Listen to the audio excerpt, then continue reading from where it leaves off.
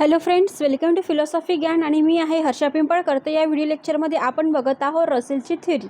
आता बघा, पहिले तुम्ही जर इंट्रोडक्शन नसेल बघितलं तर पहिले बघून घ्या, कारण त्यामध्ये आपण रसेलनी जे आपल्या अष्टपैलूचा जेव्हा विचार त्यांना पडला, जेव्हा त्यांनी सांगितलं की मी गणितामध्ये पण म्हणजे माझे जे आकर्षण होतं ते खूप महत्त्वाचं होतं माझ्यासाठी, आणि ज्या प्रकारे मी तत्त्वज्ञानाकडे वळलेलो आहे, ज्या दोन गोष्टीसाठी, एक म्हणजे निश्चित ज्ञानासाठी आणि दुसरं असलं पाहिजे की धार्मिक प्रवृत्तीचे कसं असलं पाहिजे, त्याच्या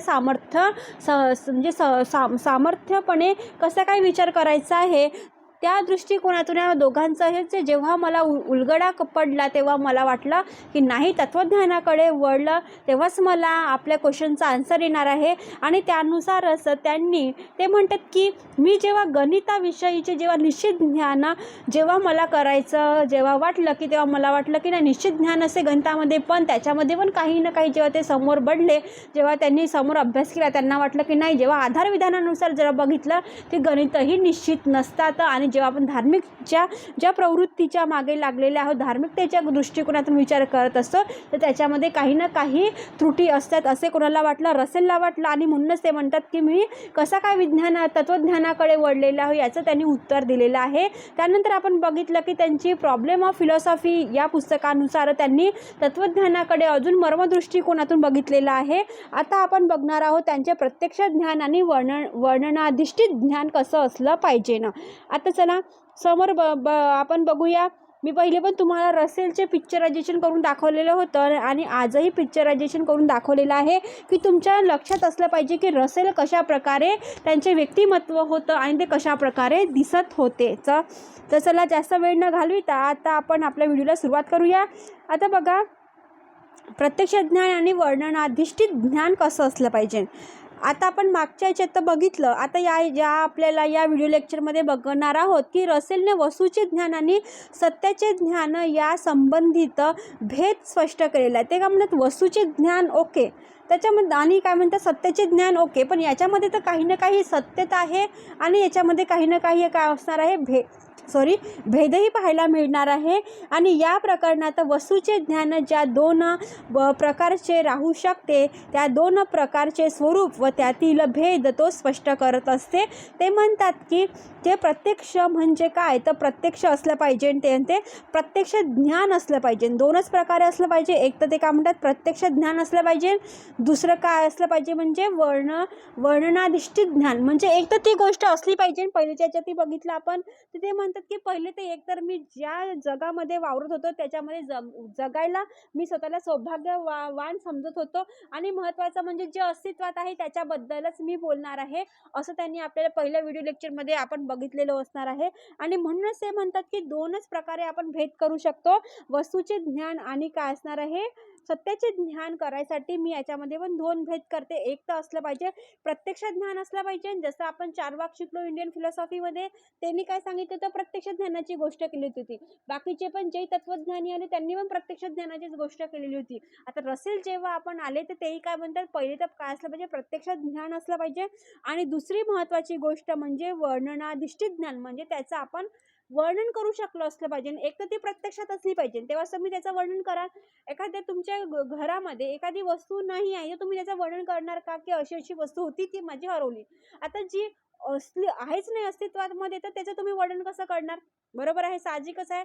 एवढं तर बुद्धी आपल्यालाही असते. आणि ज्या गोष्टीचं वर्णन करायचं आहे एक तर ती गोष्ट कशी असली पाहिजे, पहिले प्रत्यक्षात असली पाहिजे ना, प्रत्यक्षात असून तुम्ही बघितली पाहिजे, सर्वात महत्त्वाचं आहे. तेव्हा तुम्ही त्याचं काय करणार, वर्णन करणार की माझी अशी अशी काय होती वस्तू होती, ती काय मला दिसत नाही आहे. ठीक आहे, हे काय थोडंसं लॉजिक आहे, आपल्या बुद्धीनुसार आपण वागत असतो. म्हणून रसेलला पण वाटलं की दोनच गोष्टीचा इथे भेद करू शकतो. पहिले तर काय असलं पाहिजे, प्रत्यक्ष ज्ञान असलं पाहिजे, आणि दुसरं काय असलं पाहिजे, वर्णनाधिष्ठित ज्ञान असलं पाहिजे, म्हणजे त्याचं आपण वर्णन करू शकलो पाहिजे. ठीक आहे. आणि रसेलच्या तत्वज्ञानात या प्रकारच्या भेदाला महत्त्वाचे स्थान आहे. मागील प्रकरणात रसेलने जे मत मांडले ते आपल्या लक्षात असले पाहिजे. रसेलच्या मते ज्ञान हा जो शब्द आहे दोन अर्थांनी वापरला जाऊ शकते. म्हणजेच जेव्हा आपण ते काय म्हणतात, दोनच प्रकारे ज्ञान वापरल्या जाऊ शकते. ते म्हणते मला चे ज्ञान होते, अथवा मला माहीत आहे, बरोबर आहे, मला चे ज्ञान होते मला श माहीत आहे म्हणजे एक श प्रकारची वस्तू असेल किंवा एक प्रकारचा व्यक्ती असेल, ते काय म्हणतात मला शचे ज्ञान आहे म्हणजे मला ती काय वस्तू माहिती आहे. आणि दुसरं ते काय म्हणतात हां मला माहिती आहे, मी निश्चित सांगू शकते का मला माहिती आहे. म्हणजे तुम्ही एखाद्या व्यक्तीचं वर्णन कराल किंवा एखादा पोस्ट येते तुमच्या घरी, पत्र येते, तुम्ही काय म्हणतात नाही हे ते इथे राहायचे, मला माहीत होतं हे इथेच राहायचे पण हे आता इथे नाही आहे, पण तुम्हाला निश्चित माहीत होतं की हे इथे राहते ना, माहीत आहे ना, तेव्हा तुम्ही सांगा की निश्चितपणे की तुम्हाला हे माहिती आहे. तर म्हणून ते म्हणतात की दोनच प्रकारे करू शकते, मला शचे ज्ञान होते म्हणजे होते पहिले, आणि मला माहीत आहे, दोनच प्रकारे होऊ शकते. आणि हे जे विधान करीत असतो तेव्हा तेव्हा ज्ञान जेव्हा तेव्हा ज्ञान या शब्दाचे दोन अर्थ होऊ शकते. ते म्हणतात की जेव्हा मला माहिती आहे आहे, शचे मला माहीत आहे, शचे ज्ञान होते म्हणजे काय आहे. तर ते म्हणतात की या प्रकारे दोनच गोष्टी इथे महत्त्वाच्या असते. पहिल्या गोष्टीमध्ये सांगतात की पहिला जो अर्थ आहे तर असा की जेव्हा मला शचे ज्ञान होते असे म्हणतो तेव्हा नावाची वस्तू अस्तित्वात आहे की नाही. जेव्हा तुम्हाला नावाचे व्यक्तिमत्व किंवा एखादी वस्तू आहे तेव्हा ते म्हणतात की काय आहे, अस्तित्वात असलं पाहिजे. पहिलेच मी सांगितलं प्रत्यक्षात असलं पाहिजे म्हणजे अस्तित्वात असलं पाहिजे ती गोष्ट, तेव्हाच तुम्हाला त्या वस्तूचं काय असणार आहे, ज्ञान असणार आहे.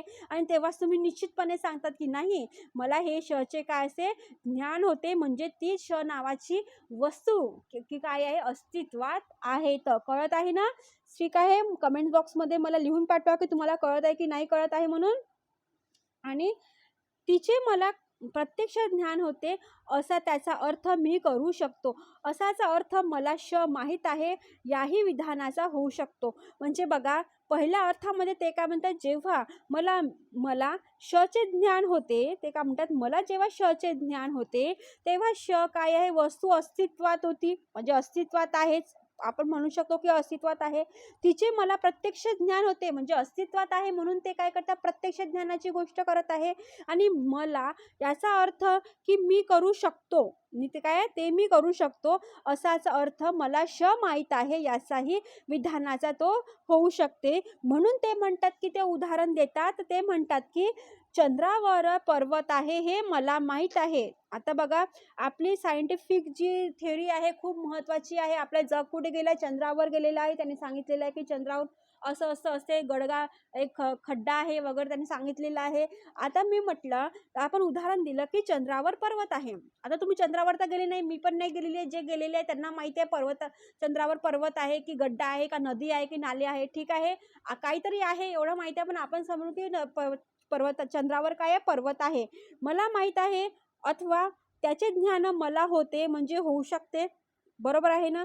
आणि या विधानात माहीत असणे किंवा ज्ञान होणे याचा अर्थ चंद्रावर पर्वताचे अस्तित्व मान्य करून त्याचे प्रत्यक्ष ज्ञान आपल्याला होऊ शकते असा करता येतो. म्हणजे आपण गेलो नाही आहे हेही बरोबर आहे, मी नाही गेले, तुम्ही नाही गेलेले आहे, जे व्हिडिओ बघत आहे ते गेलेले नाही आहे, पण जो कोणी गेलेला असेल त्यांना माहिती आहे चंद्रावरती पर्वत आहे म्हणजे त्याला ते माहीत असणे आवश्यक आहे, त्याचे ज्ञान असणे आवश्यक आहे.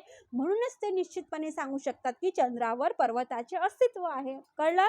म्हणजे या पहिल्या उदाहरणावर ते काय म्हणतात की अस्तित्व असणं हे महत्त्वाचं आहे. मला माहीत आहे म्हणजे मला त्याची माहिती आहे असं ते निश्चितपणे सांगू शकतात. म्हणून ते उदाहरण देतात की चंद्रावर काय आहे, पर्वत आहे हे मला माहीत आहे म्हणून ते मला माहीत असणे हे असले महत्त्वाचे आहे.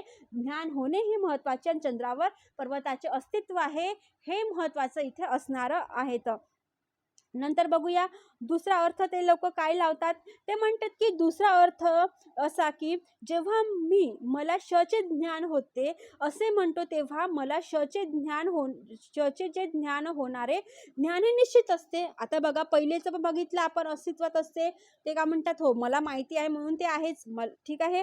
आणि ते म्हणतात दुसरा अर्थ की मला शचे ज्ञान होते म्हणजे काय आहे, काय आहे, निश्चित आहे. म्हणजे तुम्ही सांगतात ना माझ्या बाजूला कोण राहायचे, ते काकाजी राहायचे म्हणजे मला माहिती आहे, आता त्यांनी काय केलं घर सोडलेलं आहे म्हणजे तुम्ही त्याचं निश्चितपणे सांगू शकतात की हो हे देशमुख नावाचे लोक माझ्याकडे राहायचे, ती वस्तुस्थिती त्यांची होती तशी, म्हणजे तुम्हाला त्यांचं काय पूर्ण नॉलेज असणार आहे. असे कोण म्हणतात, रसेल म्हणतात. आपल्या दुसऱ्या अर्थामध्ये ते सांगतात की सत्य असलं पाहिजे, महत्त्वाचं काय ते सत्य असलं पाहिजे, ज्ञानावर माझा पूर्ण विश्वास विश्वास आहे असाही अर्थ मी करू शकतो. म्हणतात ना, म्हणजे एक तर सत्य असले पाहिजे, अस्तित्वात असलं पाहिजे, निश्चित असलं पाहिजे. या सगळ्याच गोष्टीचं कोण करतात? अनुकरण रसेल करतात. आणि म्हणूनच त्यांनी जे आपले प्रत्यक्ष आणि वर्णनाधिष्ठित ज्ञान सांगितलेलं आहे, परिचयात्मक जे ज्ञान सांगितलेलं आहे, ते कशावरती आधारित आहे? सत्यावरती आधारित आहे. जे ज्ञानांवर ज्ञान झाला पूर्ण विश्वास आहे असे ते म्हणतात. आणि अर्थातच त्यांचं म्हणणं आहे की ज्ञान या शब्दाचे जे दोन अर्थ रसेलचा अभिप्रेत आहे ते म्हणजे वस्तूच्या अस्तित्वाविषयी असून. ते काय म्हणतात? ते जे ज्ञान आहे ते काय असते? वस्तूच्या अस्तित्वाविषयी असते. म्हणजे तुम्ही जे वस्तू बघितलेली आहे त्या वस्तूचं तुम्ही निश्चित वर्णन सांगा. आता बघा, तुम्ही एखादी व्यक्ती असेल तुमच्याकडे, तुम्ही त्याला काय सांगेल? फार रंगून चंगून सांगतात की मीठ मसाला लावून सांगतात. का बरं सांगतात? कारण ते तुम्ही केलेली असणार आहे, तुम्ही बघितलेलं असणार. तुम्ही निश्चित सांगू शकता, अरे हो हो, या असं गेले ना, मी काश्मीरला गेलो होतो, तिथे काय झालं, असं असं झालं, तसं तसं झालं, इथून असं जावं लागते, इथून तसं जावं लागते. म्हणजे तुम्ही जे वर्णन करत आहे ते कशाचं करतात? त्या वस्तूचं करतात. म्हणजे ते निश्चित वस्तू आहे, जगामध्ये आहे, तेव्हाच तुम्ही त्याचं काय करतात? ज्ञान सांगत असतात, सत्य ज्ञान सांगत असतात. आणि तुम्ही काय करणार? तुमचं बोलत नाही तर तुम्ही त्याचं काय करता? वर्णन करत असतात त्या वस्तुस्थितीचं. नाही नाही मॅडम, असं असं नाही, असं असं झालं, तुम्हाला नाही माहिती, तसं तसं झालं आहे ना. आपण जे आपण म्हणतो ना, एखादे आपले आजोबा वगैरे बघा, तुम्हाला एखादी गोष्ट सांगत असेल आणि ते आपल्याला काढून रिअल वाटते ना, म्हणजे ते काय सांगत असते? त्या वस्तूचं वर्णन करून सांगत असते. आणि म्हणूनच ते म्हणतात की जे ज्ञान आहे ते तर असली पाहिजे, म्हणते विश्वास असला पाहिजे त्या वस्तूवरती. आणि ज्ञान ही कशी असली पाहिजे? म्हणते वस्तू अस्तित्वाविषयी असली पाहिजे ना, महत्त्वाची गोष्ट. आणि म्हणतात की दुसऱ्या वस्तूविषयी केलेल्या विधानाच्या सत्यतेविषयी आहे. हे दोन अर्थ वस्तू आणि विषयी केलेले विधान यामधील मूलभूत भेदावर आधारलेले आहेत हे आपण समजू शकतो. आणि आपण हेही समजू शकतो की केवळ विधानच सत्य अथवा असत्य असू शकते, वस्तू सत्य किंवा असत्य असू शकत नाही. ते काय म्हणतात? तुमची जे विधान आहे ते सत्य असत्य असू शकतात, तुमची वस्तुस्थिती जी आहे महत्त्वाची ती सत्य असत्य असू शकत नाही. कळलं? म्हणजे त्यांना म्हणायचं काय आहे? जी वस्तुस्थिती आहे का तुम्ही त्या वस्तूचं वर्णन करत आहे, तुम्ही ते प्रत्यक्ष म्हणत आहे, ती वस्तू अस्तित्वात आहे म्हणून ती सत्य आहे. तुम्ही ती वस्तुस्थिती नाकारू शकत नाही. पण तुम्ही जे विधानं करत असतात ती सत्य असत्य असू शकते, ती होऊ पण शकते किंवा नाही पण असू शकत. आणि म्हणूनच ते म्हणतात की चंद्रावर पर्वत आहे, असू शकते. ज्यांनी बघितलेलं आहे ते तर म्हणणार मी निश्चितपणे आहे, पण मी बघितलेलं आहे का चंद्रावरती पर्वत आहे हे मी सत्य असत्य म्हणू शकते, कारण मी ते विधानानुसार करू शकते. वस्तुस्थितीनुसार जर चंद्रावर पर्वत असेल तर मी काय करणार? मग तर मी म्हणेल की सत्य आहे, बरोबर आहे, असंच आपण म्हणून. आणि म्हणूनच ते म्हणतात की तुम्ही वस्तुस्थिती पाहिल्याशिवाय तुम्ही सत्य ठरू शकत नाही. तुम्ही विधानात तुम्ही काही पण करू शकतात. ठीक आहे? म्हणून रसेलची ही जी थेअरी आहे सगळ्यात महत्त्वाची आहे. आणि म्हणून ती वस्तू अस्तित्वात आहे नाही हेच आपण ठरवू शकतो. दुसरी शब्दात सांगायचे म्हणजे सत्य आणि असत्य अशी जशी विधानाची मूल्य अथवा गुण आहेत तशी अस्तित्व अथवा अस्तित्व नसणे, अस्तित्वात असणे आणि अस्तित्वात नसणे हेही वस्तूचे काय आहे? मूल्य अथवा गुण आहेत. म्हणजे सत्य असत्य आहे, जशी विधानाची मूल्य अथवा गुण आहेत त्याच प्रकारे अस्तित्व आणि अस्तित्व नसणे हेही काय आहे? वस्तूचे मूल्य इथे ठरणार आहेत. ठीक आहे? आणि रसेल सत्याचे ज्ञान आणि वस्तूचे ज्ञान असा भेद करतो. सत्याचे ज्ञान म्हणजे विधानाची सत्यासत्यता आपल्याला कशी आढळते या प्रश्नाचा विचार करणे, अशी वस्तूचे ज्ञान म्हणजे वस्तूचे अस्तित्व आपल्याला कसे कळते, कसे ज्ञान होते या प्रश्नाचा विचार करणे. आणि या हा मुख्य फरक लक्षात ठेवून या प्रकरणात रसेल ज्या प्रकारच्या ज्ञानाचा विचार करतो त्या ज्ञानाच्या विचाराकडे आता आपण इथे वळणार आहोत. म्हणजे पुढच्या व्हिडिओ लेक्चरमध्ये वळणार आहोत. आणि तेव्हा आपण बघणार आहोत वस्तूचे ज्ञान कसं असते. म्हणजे तुम्हाला आता एवढं कळलं की या मी व्हिडिओमध्ये काय सांगण्याचा प्रयत्न केलेला आहे. हे जे रसेल आहे यांनी काय सांगितलेलं आहे, प्रत्यक्ष ज्ञान आणि वर्णनाधिष्ठित ज्ञानामध्ये काय केलेलं आहे, आपलं थेअरी सांगितलेली आहे. ते म्हणतात की दोनच भेद महत्त्वाचे आहे. एक तर काय असलं पाहिजे म्हणतात? प्रत्यक्ष ज्ञान असलं पाहिजे, वर्णनाधिष्ठित ज्ञान असलं पाहिजे. आणि दुसरी गोष्ट मला शचे ज्ञान होते, म्हणजे श काय आहे माहीत आहे हे महत्त्वाचं असणार आहे. तर दुसऱ्याच्यामध्ये ते काय सांगतात, ते तर त्याचे काय असलं अस्तित्वात असलं पाहिजे, म्हणजे ते दुसऱ्या गोष्टीमध्ये ते सांगतात की वस्तूच्या अस्तित्वाविषयी मला श चे ज्ञान होणारे हे काय असले पाहिजे, ज्ञान निश्चित स्वरूपाचे असले पाहिजे. मला श चे ज्ञान होते हे निश्चित वस्तुस्थिती आहे. आपण विधानामध्ये सत्यासत्य ठरू शकतो, पण वस्तुस्थितीमध्ये सत्य ठरू शकत नाही. हे त्याचे काय आहे, सत्य आणि असत्य ही काय आहे, विधाने आहे, मूल्य आहे, गुण आहे. असं कोण म्हणते, वस्तूचे मूल्य अथवा गुण आहे रसेल म्हणतात. आणि म्हणून रसेल वस्तूचे ज्ञान आणि सत्याचे जे ज्ञान आहे यामध्ये दोन भेद करताना आपल्याला इथे दाखवत आहे. आणि त्यानुसारच त्यांनी आपली ही जी थेअरी आहे खूप महत्त्वाची त्यांची ठरलेली आहे. तर म्हणून ते तत्वज्ञानाकडे जेव्हा वळले की त्यांनी दोन गोष्टीचा इथे आपल्याला अंतर्भाव सांगितलेला आहे. तर या व्हिडिओ लेक्चरमध्ये बस एवढंच. पुढच्या व्हिडिओ लेक्चरमध्ये आपण बघणार आहोत वस्तूचे ज्ञान म्हणजे रसेलच्या वस्तूचे ज्ञान कसे होते ते आपण पुढच्या व्हिडिओ लेक्चरमध्ये बघणार आहोत. बघा, हे जे रसेलची थेअरी आहे हे ते मला असं वाटते 7 ते 8 पार्टामध्ये डिवाइड करून सांगणार आहे, कारण हे जो पॉईंट आहे खूप मोठा असणार आहे आणि तुम्हाला पेपरमध्ये तुम्हाला पॉईंट टू पॉईंट पेपरमध्ये लिहावं लागणार आहे आणि त्यानुसारच मी व्हिडिओ बनवत आहे. हे जे नोट्स आहे प्रॉपर तरीकेने मी तुमच्यापर्यंत पोहोचवलेली आहे. तुम्ही आपल्या बुकमध्ये त्या प्रकारे छान प्रकारे नोट्स बनवून तयार करू शकता. तर thank you for watching my video friends. Video आवडत असेल तर लाईक करा, शेअर करा आणि कमेंट्स करा की तुम्हाला कुठल्या टॉपिकवरती मराठी मीडियमनुसार अजून व्हिडिओ अवेलेबल करून पाहिजे. तुम्हाला मी व्हिडिओ अवेलेबल करून देण्याचा पुरेपूर प्रयत्न करेल. थँक्यू.